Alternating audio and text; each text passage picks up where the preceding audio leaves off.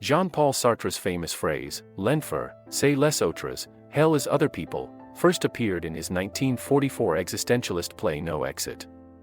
Over the years, this statement has ignited endless debate, often misinterpreted as a simple expression of misanthropy or disdain for human relationships. Many assume that Sartre was declaring that human beings are inherently cruel or insufferable to one another. However, such a reading oversimplifies his existentialist philosophy. Sartre's framework suggests a more profound and unsettling torment, the struggle of self-definition when confronted with the gaze of others. He argues that it is not merely the presence of others that creates suffering, but the way in which we see ourselves reflected in their judgment. This existential dilemma turns human relationships into a battleground where authenticity is constantly challenged by the expectations, opinions, and projections of those around us. Before we go any further, kindly subscribe to our channel for more philosophical wisdom. To fully grasp Sartre's meaning, we must examine the principles of existentialism that shaped his thinking. Sartre, influenced by philosophers like Martin Heidegger and Soren Kierkegaard, built upon the idea that human beings are condemned to be free.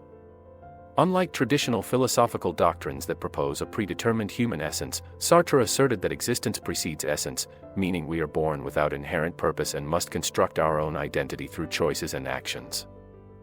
This radical freedom comes with an unsettling burden, the responsibility to define ourselves in an indifferent universe. Yet, this freedom is not absolute, for it exists in tension with the social world. Our self-perception is not formed in isolation but is deeply intertwined with how others perceive us. The judgments, expectations, and assumptions of those around us can shape our identity, often constraining our ability to live authentically. Thus, while we may believe ourselves to be autonomous, our sense of self is constantly mediated by the external gaze. In No Exit, Sartre dramatizes this existential crisis through three characters, Garçon, Inès, and Estelle, who find themselves trapped in a single room for eternity. At first, they expect physical torture, only to realize that their damnation is psychological rather than corporeal. They become each other's mirrors, unable to escape the unrelenting scrutiny and expectations that define them in the eyes of their companions. Each character seeks validation, yet they are simultaneously condemned to be seen in ways they cannot control. Garçon longs to be perceived as brave, but Inès sees him as a coward. Estelle seeks affection but is objectified. Their suffering arises not from their own self-perception but from the power others hold in shaping their identities. Sartre argues that human relationships frequently entrap us in roles we do not consciously choose, making authentic existence a near impossible pursuit. The need for external validation becomes a form of self-imposed imprisonment, wherein we are forever defined by another's gaze rather than our own choices. This theme of existential entrapment is not exclusive to Sartre. Friedrich Nietzsche's concept of the herd mentality echoes a similar sentiment. Nietzsche warned that society, with its rigid norms and collective moral structures, suppresses individuality and forces people into predefined roles that stifle personal growth. The herd dictates values, beliefs, and behaviors, encouraging conformity at the expense of authenticity. Those who seek to define themselves outside of these social constructs are often met with resistance, ridicule, or alienation. In this sense, hell is not just other people, it is the suffocating nature of societal expectations, the fear of stepping beyond the boundaries imposed by the collective, and the relentless pressure to conform. Nietzsche's solution was the concept of the Übermensch, an individual who transcends conventional morality and forges a path of self-determined values. Yet, this path is arduous, for it requires breaking free from the existential trap of seeking validation from the herd. Arthur Schopenhauer's philosophy also resonates with Sartre's idea in a different way. His notion of the hedgehog's dilemma illustrates the paradox of human intimacy. We crave closeness, yet the closer we get, the more we hurt one another. Just as hedgehogs seek warmth but prick each other with their quills, human beings desire connection but struggle with the conflicts that arise from their own egos, desires, and insecurities. Every relationship becomes a delicate dance of attraction and repulsion, where intimacy is both a source of comfort and suffering. Sartre's vision of hell aligns with this dilemma. Our interactions with others are essential to our existence, yet they simultaneously become a source of torment when we are unable to reconcile our own identity with how others perceive us. The push-and-pull dynamic of human connection reveals the fragility of selfhood in a world where interpersonal validation is both necessary and destructive. Even ancient philosophical traditions addressed this existential struggle. In the Taoist tradition, Laozi's Tao Te Ching suggests that excessive attachment to societal constructs leads to suffering. The more we define ourselves through external validation, the further we stray from the natural flow of existence. Taoism teaches that true peace lies in embracing the spontaneity of life rather than clinging to rigid identities shaped by external forces. In contrast to Sartre's existentialist anguish, Taoism offers a path of detachment, letting go of the need to be seen in a certain way, relinquishing the desire for validation, and aligning oneself with the effortless movement of the Tao.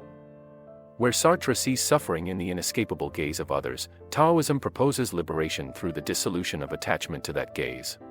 The challenge, however, remains: can we truly detach ourselves from the need for recognition, or are we inevitably bound to the social world that defines us? A similar perspective is found in Buddhist philosophy, particularly in the concept of dukkha, the suffering inherent in existence. Buddhism teaches that suffering arises from attachment, and one of the most pervasive attachments is the desire for recognition and approval. The ego, in its endless craving for validation, fuels an unrelenting cycle of dissatisfaction. In this sense, Sartre's hell is not merely other people but rather our own attachment to their opinions. The Buddhist path to enlightenment involves letting go of this craving, recognizing that true peace comes not from being seen or acknowledged but from dissolving the need for such validation. The paradox is striking. While Sartre's existentialism leaves us to wrestle with the agony of being trapped in the gaze of others, Buddhism suggests that the key to freedom lies in relinquishing the very desire to be seen at all. The Buddhist parable of the two hells illustrates the power of perspective in shaping human experience. A man visits two realms, each set up identically, a lavish banquet with people seated around it, each given chopsticks too long to feed themselves. In the first realm, individuals struggle selfishly, unable to bring food to their mouths, condemned to eternal starvation. In the second, the same tools exist, but the people use them to feed one another, creating a thriving community. The stark contrast reveals a fundamental truth: hell is not merely an external reality but a consequence of how individuals choose to engage with one another.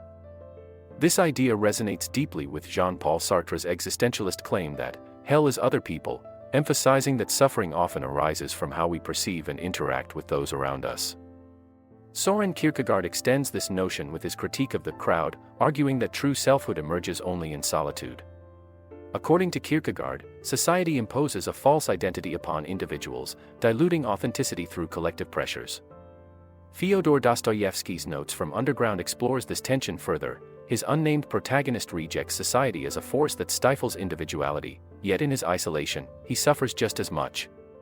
The contradiction reveals an inescapable reality. Human existence is defined by an ongoing struggle between the desire for connection and the need for autonomy. This conflict is further illuminated through Hegel's master-slave dialectic, which explores the nature of human relationships as a struggle for recognition. In seeking validation, one person asserts dominance while another submits, yet neither attains genuine selfhood. The master depends on the slave's acknowledgement of superiority, while the slave's submission is forced, making the recognition hollow. This dynamic underscores Sartre's view of others as a source of existential conflict, as individuals perpetually seek affirmation that remains elusive. Michel Foucault expands on this theme, arguing that power structures shape identity at every level. Institutions, societal norms, and even everyday interactions force individuals into predefined roles, making true autonomy nearly impossible. Whether in bureaucracies, educational systems, or social hierarchies, people are conditioned to conform, reinforcing Sartre's claim that self-definition is always entangled with external forces. The struggle to define oneself against imposed identities is central to existential thought, as seen in the work of Simone de Beauvoir. She examines this existential entrapment through the lens of gender, asserting that women have historically been defined as the other. In a world shaped by the male gaze, a woman's identity is constructed through external perception rather than authentic self-definition. This predicament encapsulates Sartre's existential hell, where one's essence is determined by how others see them rather than by an internal, autonomous self-conception. Carl Jung's psychological framework offers another perspective on this existential dilemma. His concept of the shadow suggests that individuals repress parts of themselves due to societal expectations, leading to internal conflict. These hidden aspects of the psyche are often revealed through interactions with others, causing discomfort and tension. In this way, Jung's theory aligns with Sartre's claim that self-awareness is inevitably shaped by external forces, and our deepest struggles emerge when confronting the parts of ourselves that others expose. This psychological interpretation of Sartre's hell reinforces the idea that self-perception is never purely individual but always mediated by social existence. Similarly, Hannah Arendt's theory of the banality of evil further illustrates the dangers of an existence dictated by external norms. Arendt's analysis of totalitarianism suggests that bureaucratic societies strip individuals of personal agency, reducing them to functionaries who unthinkingly perpetuate oppression. Here, hell is not just a matter of interpersonal conflict but a systemic issue, the passive acceptance of social structures that diminish individuality and perpetuate suffering. This perspective extends Sartre's existentialist argument beyond personal relationships to a broader political and ethical context, where the inability to resist imposed roles leads to profound moral and existential consequences. Taken together, these philosophical perspectives reveal the inescapable entanglement of self and society. Whether through Buddhist parables, existentialist literature, dialectical struggles, feminist critique, or psychological analysis, the same fundamental truth emerges: human beings are shaped by their relationships with others, and this interdependence is often a source of suffering. Sartre's assertion that hell is other people captures the tension between the need for recognition and the limitations imposed by social existence.